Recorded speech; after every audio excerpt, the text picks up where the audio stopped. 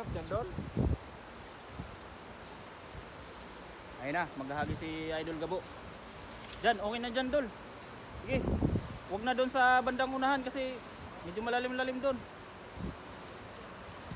Diyan lang, diyan lang. Yan, pwede na yan. Kung saan ka magandang pwesto. Malalim-lalim yun dyan sa unahan eh. Tas, malakas ang agos. Birahe. Sabit, Dol. Yan, tama lang yan. Ganda ng agis, Dol. Ayun na. Sabit, sabit. Baka may tarpa ba? Palos yan, palos. Ito nakasang nila.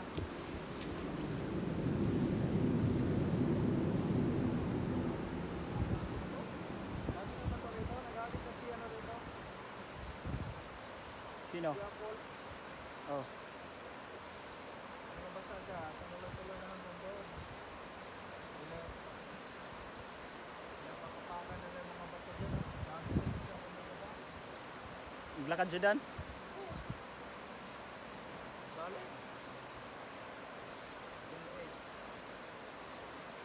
May pumusag, Dol. Ayun. Ay, laki. Laki. Ayan. Meron pa isa. Espada. Ay mga idol, nakahuli ng espada.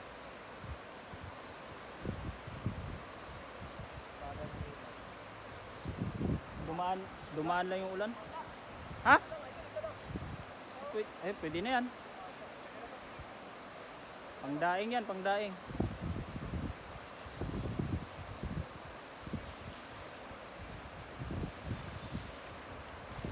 Dali na. Dali. Dagdag to mga idol.